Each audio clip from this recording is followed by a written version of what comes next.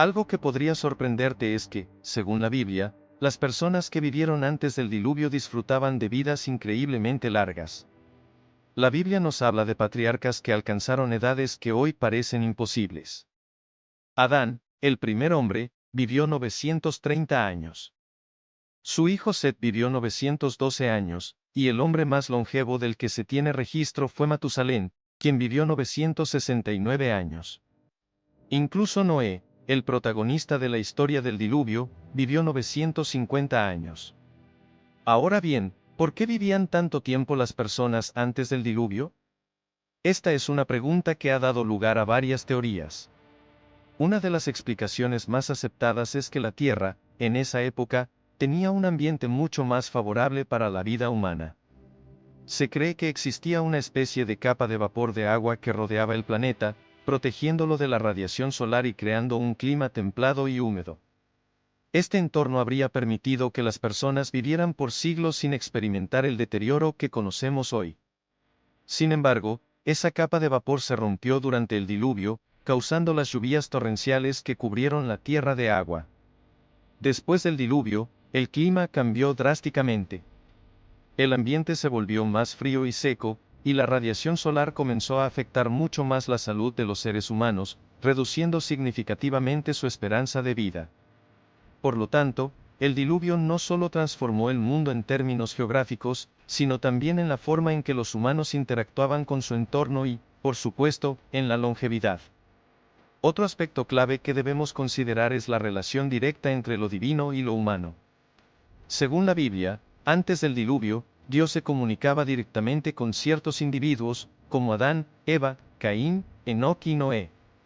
Estos encuentros eran personales y específicos, ya que Dios les daba instrucciones, advertencias y bendiciones, pero también los juzgaba cuando cometían errores. Esto contrasta con lo que sucedió después del diluvio, cuando la comunicación divina se volvió más indirecta. Sin embargo, hay un tema que genera mucha curiosidad: los Nepilim. La Biblia menciona que antes del diluvio, existió una raza de gigantes llamada Nepilim, que eran el resultado de la unión entre los hijos de Dios y las hijas de los hombres. Esta es una de las partes más intrigantes de la historia, porque nos lleva a preguntar, ¿quiénes eran los hijos de Dios y quiénes eran los Nepilim? Existen diferentes interpretaciones sobre este punto, pero una de las más comunes es que los hijos de Dios eran ángeles caídos, seres que se rebelaron contra Dios y descendieron a la tierra para tener relaciones con mujeres humanas. De esta unión nacieron los Nepilim, seres que combinaban características humanas y angelicales, conocidos por su gran estatura, fuerza y maldad. Los Nepilim fueron responsables de mucha violencia y corrupción en la tierra, lo que provocó la ira de Dios y su decisión de enviar el diluvio para limpiar el mundo de la maldad. Para entender por qué estos ángeles se rebelaron contra Dios, tenemos que retroceder aún más, hasta un tiempo antes de la creación del mundo. Según la Biblia, Dios creó primero a los ángeles, seres espirituales diseñados para adorarlo y servirlo. Uno de estos ángeles, Lucifer, era especial. Su nombre significa estrella de la mañana, y era conocido por su belleza, inteligencia y poder. Era el líder de los ángeles, pero no estaba contento con su posición. Lleno de orgullo, Lucifer decidió rebelarse contra Dios, intentando tomar su lugar y ser adorado por todas las criaturas. Logró convencer a un tercio de los ángeles para unirse a él en esta rebelión, pero Dios, en su soberanía, no lo permitió. Como castigo, Lucifer y sus seguidores fueron expulsados del cielo. Desde entonces, Lucifer se conoce como Satanás, el adversario, y los ángeles que lo siguieron se convirtieron en demonios, espíritus malignos bajo el mando de Satanás.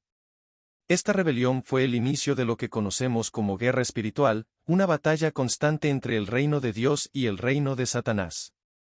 Cuando Dios creó la tierra y a los primeros seres humanos, Adán y Eva, Satanás vio una oportunidad para vengarse de Dios.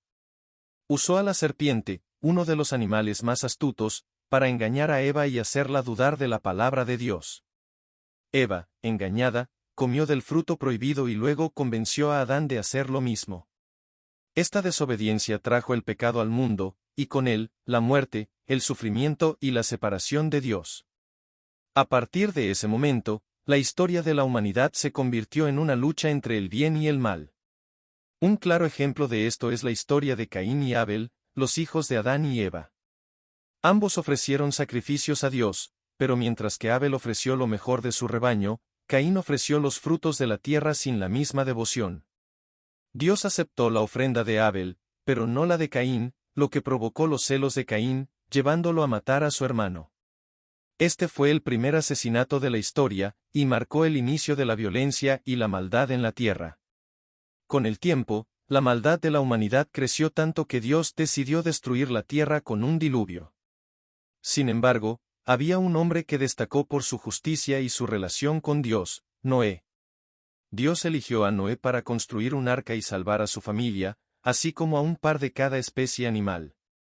Este fue un proceso largo, la construcción del arca duró alrededor de 120 años, y durante todo ese tiempo, Noé predicó a sus contemporáneos, advirtiéndoles del juicio inminente. El arca era un barco masivo, diseñado por Dios para resistir las aguas del diluvio.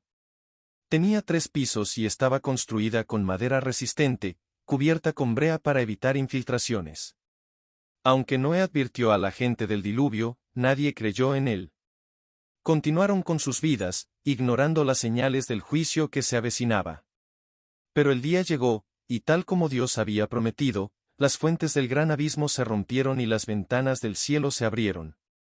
Durante 40 días y 40 noches, las aguas cubrieron la tierra, destruyendo toda forma de vida, excepto las que estaban a salvo en el arca. Después de 150 días, las aguas comenzaron a retroceder y el arca descansó sobre los montes de Ararat. Noé, siguiendo las instrucciones de Dios, soltó primero un cuervo y luego una paloma para comprobar si la tierra estaba seca.